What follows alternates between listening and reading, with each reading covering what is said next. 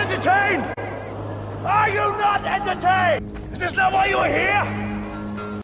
What's up guys, welcome back to Titus Actual Gaming. So I've been working pretty hard on a new video for the new channel, but I really wanted to get this video out to you guys because I know that a lot of people didn't see it. I initially posted it back before I was partnered, so I had like no subscribers and all that stuff back in March.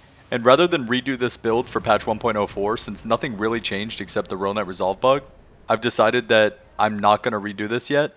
I'm almost done with a level 1 one-shot challenge, and that's where all my efforts have been focused. This challenge was similar to the level 1 run, except instead of staying level 1, I was able to level up 1 level every time that I one-shot a boss. So this was a very traditional Vegeta 311 one-shot challenge run. And this was the first ever one-shot challenge run done in Elden Ring. I did this back the first week after launch, and you can go back and see the original uploaded video with all the rules and all that stuff, but I just wanted to go over and explain what I was doing and how I was able to do this. Those of you that have been around the channel know that I already posted a guide on how to set up this character for this run.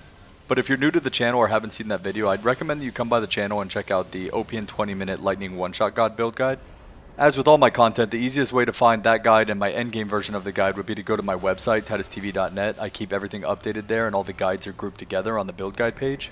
So as you can see at the very beginning of the game, I was using the Ice Rhine Hatchet, and I did the Somber 1 through 9 route that I posted the video guide on as well, to take the Ice Rhine Hatchet up to +9 early on. Then I also pioneered a wrong warp into the capital to be able to grab the Gravelstone seal early, which in retrospect I would have been better off grabbing a Erdstone seal and taking that to +9, because a lower level Gravelstone seal is not going to overtake the damage of an Erdtree seal with that little bit of extra lightning damage until much later on. So as you can tell, I also wrong warped to the Crumbling via the Crumbling wrong warp to grab the Ancient Dragon Lightning Strike really early, and that was my go-to for most of the early game, was stuff that I could kill with lightning. Now you need to keep in mind that this was all done the first week the game came out. So all the buff stacking and all that stuff that we know about today, I did not know about at the time. So despite the 80% from the Roll Knight Resolve bug being gone, we have a lot more damage available today. So this could actually do a lot more damage on a run if I were to do it on 1.04. Because if you saw my buff stacking guide on how to get 25 times more damage, I had no knowledge on like any of those runs because the game had just came out. I believe I started this challenge like day 3 or 4 after the game came out, as soon as I rushed through and beat the game. And I finished the challenge before the game had been out for a week. As you can see, after defeating the Red Wolf of Radagon at the Academy, I had access to the Glintstone Crown to get the extra 6 intelligence. And that gave me the ability at level 10 to use the Sword of Night and Flame and one-shot all those bosses that you just saw.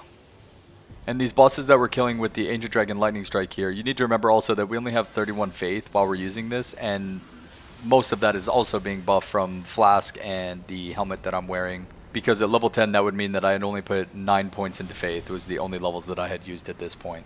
And on this run I generally held on to my points until I either had 5 or 10 points to put in, and at that point I would go ahead and level up my Faith. I never put points into any stat except for Faith during this run, and I only put what was necessary for me to one-shot the Elden Beast. I ended up at level 69 on this run, which means I only put 68 points into Faith. And that's because I was able to reach 80 Faith with this build, with those 68 points, the 2 from my helmet, and the 10 that you start with as a wretch. Now because I was only able to one-shot things, there was no point in going into Vigor or any other stat. I also want to make it very clear that just because I was using my points and leveling up, you didn't necessarily have to. Now that the game's been out for a while and I know pretty much everything there is to know about the game, I very easily one-shot all these early game bosses, including, Godrick and Margit and all them. And I've been doing the level 1 one-shot challenges melee as well, which adds a different element. So to all those out there that are saying, oh, this wouldn't be possible without Roll Knight's Resolve and all that stuff, that's absolutely not true. And at some point, probably when the next patch drops so I can see what changes are made, I'm going to redo this run, and I'm going to show how much stronger it is now without Roll Knight's Resolve than it was then. Because if you go to my buff stacking tutorial, I can show you very easily, the math doesn't lie. There's a lot more damage available now with all the buff stacking we can do than there was with the 80% Roll Knight Resolve here. I think I could very easily push over 50,000 damage with Ancient Dragon Lightning Strike on a large enemy like the Elden Beast or a Dragon, because I've learned a lot about this game since I did this challenge. I've been doing the one-shot challenge run since the original Dark Souls, so that was my primary concern when the game first launched. So I made a beeline through the game as fast as I could to defeat all the major bosses and see what I could see about the game in order to immediately start a one-shot challenge run the first week that it came out. So obviously my knowledge of the game and the mechanics has evolved quite a bit since the 3rd day after the launch. And I am excited to eventually get back and maximize the damage potential of this run. Because like I said, right now we're on patch 1.04, so if you watch this video in the future, it's around May 20th right now, 2022. And currently we can buff stack to get insane damage compared to the Roll Knight Resolve bug. The run night resolve is about 80%. On my melee level 1 one-shot challenge run, I was able to get almost 2,500% weapon damage. And again, I will do an updated version on this. I also plan on doing the updated 20-minute guide because obviously some patches changed with some of the wrong warps. I keep all the wrong warps up to date on my website with the newer wrong warps, but it's still kind of confusing for people that are new to the game and go see the old wrong warp. The other thing with this run as opposed to the melee run is the RNG of the ADLS. The strikes being random can be a huge nightmare in trying to get the RNG to line up and actually connect multiple strikes on a boss. Particularly, the second phase of Renala here was a nightmare to try to get multiple hits to connect on her because she's not a very large boss, she's more of a humanoid. But as you can see, with only a plus 18 Gravelstone seal and a far from perfect talisman setup, we had no problem with her. Large bosses like this dragon will be a lot easier on this challenge if you're using ADLS because it's a little bit less RNG dependent because they're naturally going to get hit with more strikes. So these guys and, like Renala who we were just talking about, are generally going to be a lot easier on a melee one-shot challenge. But as you can see, it's definitely doable with ADLS. I'm not going to lie to you guys, this was obviously edited together. And it's kind of a nightmare sometimes. Like some of these took many attempts to finally get the RNG to line up. So this form of Godfrey is actually weak to lightning, so we did quite a bit of damage. But on the point that I was just trying to make, this fight actually took many attempts for the RNG to line up and actually hit him with enough strikes. When I put up the guide video on how to set this character up in 20 minutes, I had a lot of feedback of people that were angry that, they weren't able to just one-shot stuff the first attempt and that, the strikes didn't all connect immediately. And you have to stop and think that this game would not be fun if you could do what I'm doing right here effortlessly every single time that you fought a boss. If you could just go into a boss fight, it wasn't relying on RNG at all, and just connect with that many strikes for that much damage every time with as few stat points and as few buffs that I have here, then the game would not be fun. At that point, this incantation would be so broken and so badly in need of a balance change that it would never have made it past like beta testing in the game. So you have to understand that I'm making trade-offs here. I'm trading off a lot of quality of life and multiple attempts in order to be able to one-shot these bosses. Again, you can set up melee with buff stacking and do this challenge much easier. But this is the way that I found to do it the first week that the game launched. You have to remember that I was in a rush because I wanted to be the first person to do this challenge because I've been doing this stuff since Dark Souls 1. So I was willing to sacrifice time. I buzzed through most of the game pretty quickly, and on the Radagon and Elden Beast fight, I actually ran that fight for 3 days. So picture running the same, minute and a half segment over and over for 3 days to try to get a one-shot. That's not for everybody. It was a nightmare and I was dedicated, and I still hated my life during those 3 days. Obviously, in retrospect, I'm pretty glad that I stuck it out and made it through it, since I finally got the one-shot, but it was a nightmare. As you can see at this point, we have 4 talisman slots, and we've leveled up a little bit more, so we're starting to do some pretty serious damage. Especially to larger bosses like this, it takes a little bit less RNG to get those hits to line up. In retrospect, the Erdtree avatars are weak to fire, so I would have been much better off using a fire incantation here. But again, this is the first week the game came out. I didn't know that. If I knew what I knew today, I would have been using the giant seal as well, and I would have done a lot of things much differently. So at this point, we still have a plus 18 Gravelstone seal, and we're level 50, and we're doing pretty respectable damage. You notice that we're standing in water here inside of this arena. Some of you may not know this, but lightning actually does extra damage in those situations where you're standing in water. So taking environmental factors and boss weakness factors into account is a pretty good idea when doing these runs. Obviously that wasn't an option that early in the game because there just wasn't any data available for me. So if I wanted to find a boss weakness or something like that, it was by trial and error. And anywhere that I could use Ancient Dragon Lightning Strike, I mostly was because it prevented me from having to go and get different talismans and all that stuff. If you're wondering why I'm doing some of these like lesser important side bosses and stuff, remember that in this level system, I can only level up if I get a point, and I can only get a point from one-shotting a boss. So for example here, I needed a couple points to be able to one-shot the Draconic Tree Sentinel, so I had to go and kill a couple minor bosses in order to get those points to be able to one-shot him. Because until you hit the soft cap, an extra 5 points in Faith or 10 points in Faith makes a huge difference in the damage. There were also some items locked behind some of these smaller bosses that I really needed for the build. For example, Godfrey here would drop the Godfrey's icon, and that talisman gives me 15% more damage on my Ancient Dragon Lightning Strike, which is a huge increase. And with that, it became possible to one-shot the Godskin duo. And for those of you that are new to the Dark Souls one-shot challenge runs, it's one shot per boss. So if you have 2 bosses in one boss fight like this, you're allowed 1 attack for each boss, which is why you see me cast the ADLS twice. Ironically enough, on my level 1 one-shot challenge run, I was able to kill both of them in one single melee attack at level 1. But again, a lot has changed and there's a lot of buffs that I had to use in order to make that happen. This is one of my favorite one-shots on the Fire Giant. You technically have to two-shot the Fire Giant because he will transition as soon as you do enough damage. There's no way to flat out one-shot him in this game. But the damage was absolutely insane there.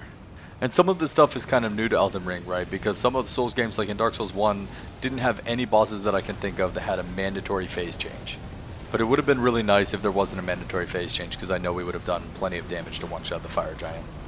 And so the next boss, the Clergyman and Malekith, even though there's a phase change, and you can technically two-shot them, right? Because it's two different bosses in one fight. I actually one-shot this boss on my level 1 run, because with melee, you do all the damage at once, so it actually triggered the cutscene, but the boss died in one attack.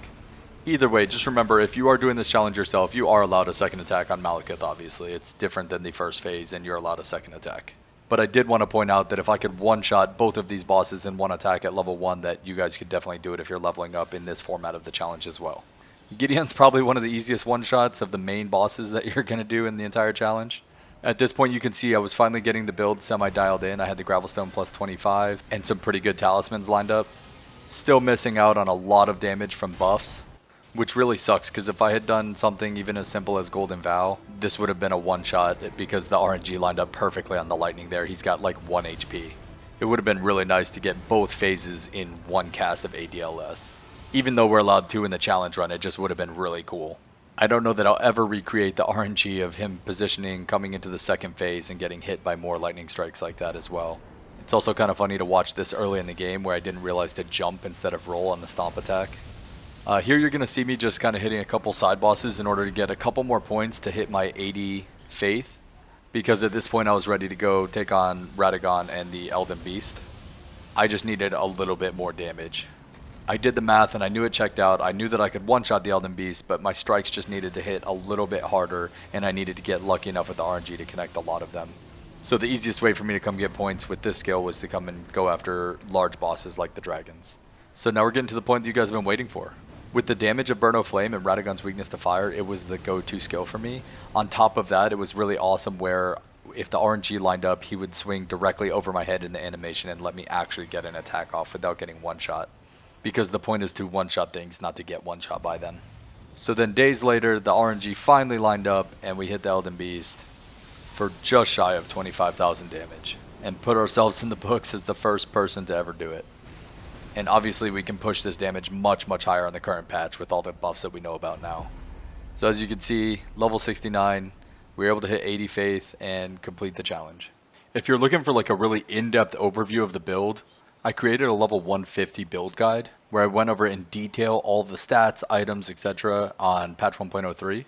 And the only difference is that ADLS actually got a slight buff in the recovery time on patch 1.04. I talked a lot more about the buffs available and how to maximize the best piece of gear in each slot on the build. So I would definitely check that out if you're wanting to recreate this on the current patch. There's also a ton of really good Elden Ring information on my website, TitusTV.net.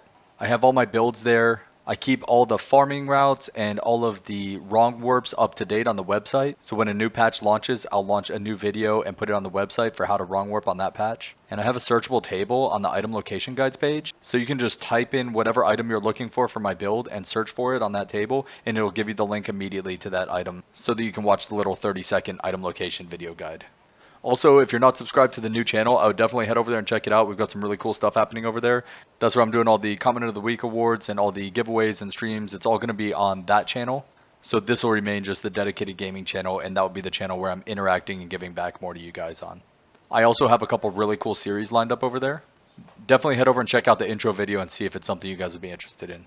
I also wanted to take this time to say thank you to my community. I just started uploading content seriously in the end of March. We partnered in early April and hit our 1,000 subscribers, and somehow we grew to 15,000 subscribers in our first month as content creators.